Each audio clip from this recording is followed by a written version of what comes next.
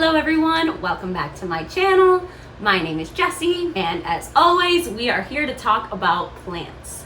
Today we're going to be talking about the most dramatic plants that I have in my collection. If you're a plant owner, you probably know that there are just sometimes plants that are hella dramatic and have a hella attitude. And I just wanted to feature mine today because even though they have a hella attitude, I love them so much with all my heart and they deserve all the love. So let's get right into the video. The first plant we're going to be talking about today is going to be my Fittonia. Now I actually have this Fittonia right here and then another Fittonia downstairs.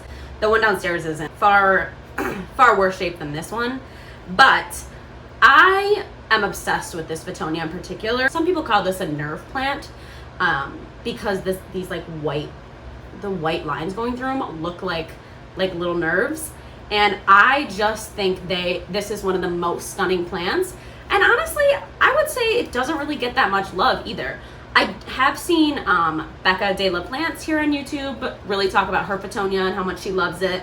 But I feel like she's the only YouTuber that I've ever really heard kind of be obsessed with their Fittonias. But I really am. I really like them and I've grown them very successfully. I think they're a relatively easy to keep houseplant. And I keep this in low light and low humidity and it thrives for me. But the reason that I say this is a dramatic plant is because if you have ever had a Fittonia, you will know that if you miss its watering by even a day, this plant does the Fittonia flop.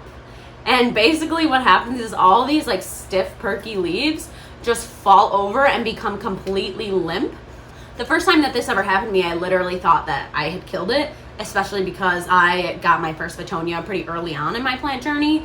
So I was just like, oh my God, it's done. I was certain that it was done for, but I Googled it online and I Googled like nerve plant dead ? And someone had said that they're just really droopy when they need water. And if you water them, they're totally fine. And that's 100% the case. These plants have such a little attitude and they are so dramatic when they fall over, but once you give them water, they'll perk right back up. So I am obsessed with these plants. If you don't have a Fittonia, I feel like they're so easy to take care of and they're really cheap. I think this Fittonia was like $4 at Home Depot. So they're really easy to find and really great plants, albeit a bit dramatic. The next plant we're going to be talking about today is actually my Hoya. So this right here is actually my Hoya Crimson Queen, and she is a beautiful plant. I do have a couple other Hoyas around my house. I have a compacta, and I'm trying to reroot and repropagate. But this is one of my Hoyas, and I have found that my Hoyas are so dramatic. And what I mean by that is both of the Hoyas that I have rooted in soil are still in their nursery pots. So even though this is in a terracotta, it's inside of the nursery pot in there because I haven't repotted it yet.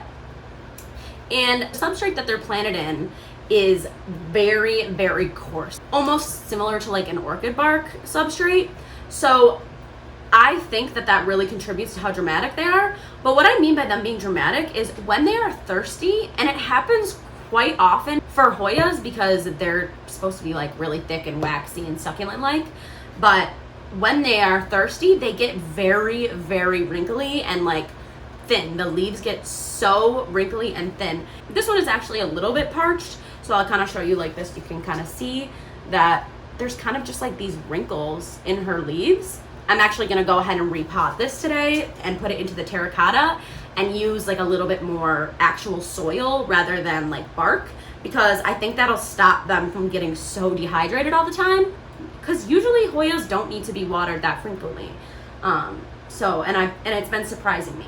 But thankfully, they at least tell me when they need water, dramatic or not, that their wrinkly attitude at least helps me know what they need. So I really love plants who like communicate their needs with me. It's harder to kill them that way. So yeah, I'm gonna go ahead and probably give this a repot, and hopefully it will kind of acclimate better, and I'll keep you updated on that. The next plant we're talking about today is Alocasias, but more specifically Alocasia polys. Now, if you have ever seen one of these, they're relatively common. Like I even see these very frequently in my local grocery stores. I see them a lot because in greenhouse conditions, they're relatively like fast growers.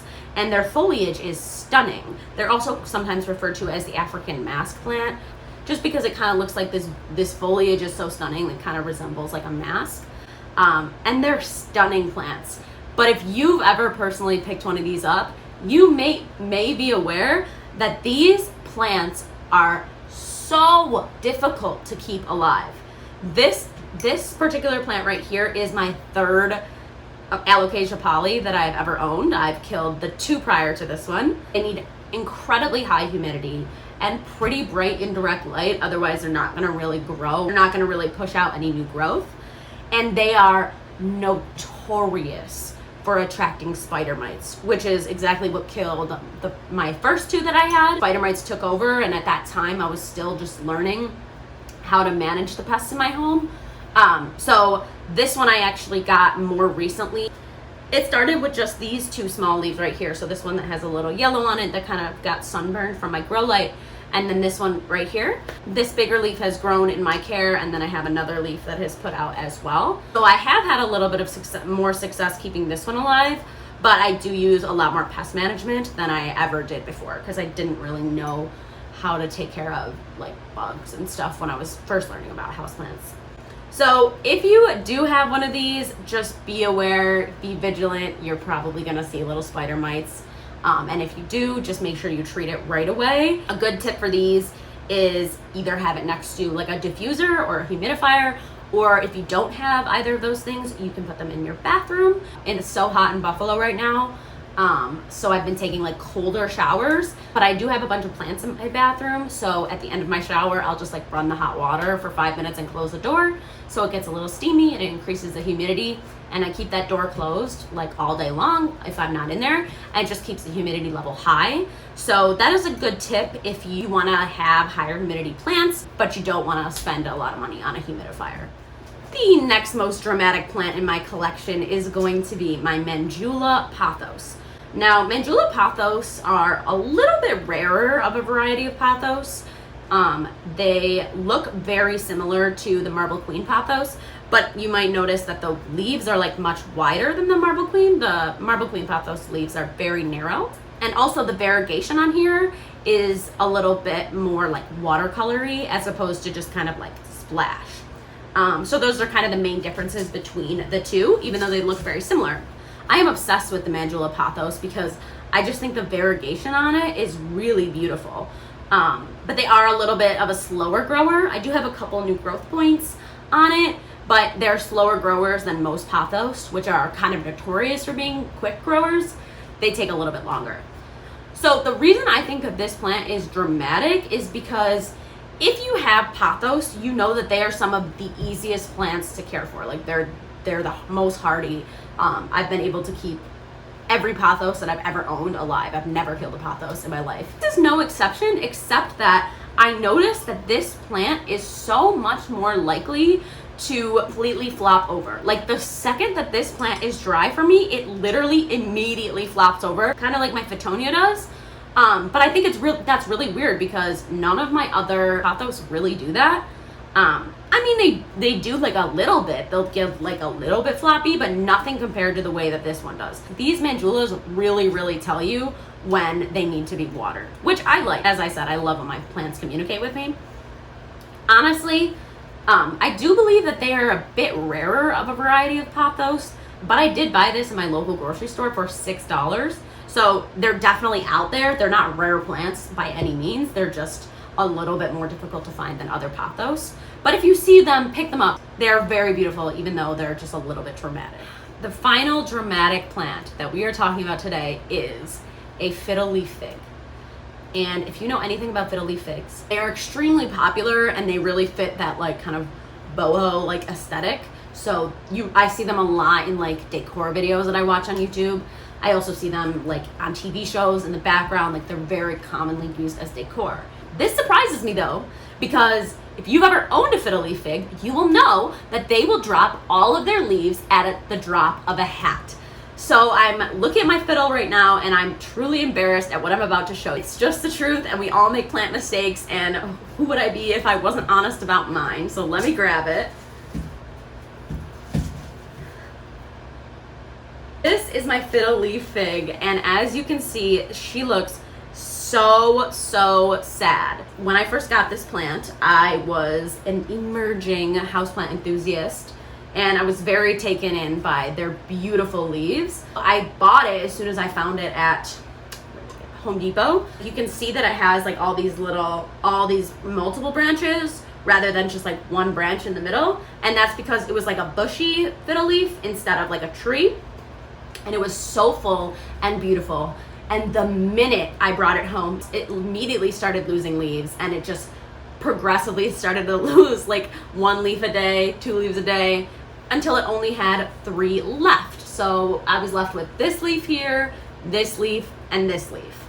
And I had pretty much given up all hope on this plant, to be honest with you, but I just kept it because I was like, okay, until I don't see green anymore, I'm just gonna keep it. I recently installed this grow light in my house, and I put this directly under there, and it is now giving me new growth. So you can see this little leaf right here is brand new, and then it's getting another little growth right here, new leaf. And then it does have a little growth point right here, but this growth point has been there for like a really long time and it hasn't come through. But it also has like these little mini leaves down here. I love this plant despite its piss poor attitude, and I want it to be like stunning and beautiful and full. And I haven't ever bought another one since, because I've just always been like, well, I'm not gonna buy one until this one dies. And this one hasn't died yet. So I don't know, who knows? Maybe in a couple years it'll be like a beautiful full Fiddleleaf fig. I'm gonna hold out hope for that. I don't know, but we shall see. All right, everyone, that is gonna be the end of this video. Thank you so much for watching. If you have any questions for me, or you have any video recommendations or requests, you can leave them in the comments below. You're staying safe and healthy, and I will see you in my next video. Bye.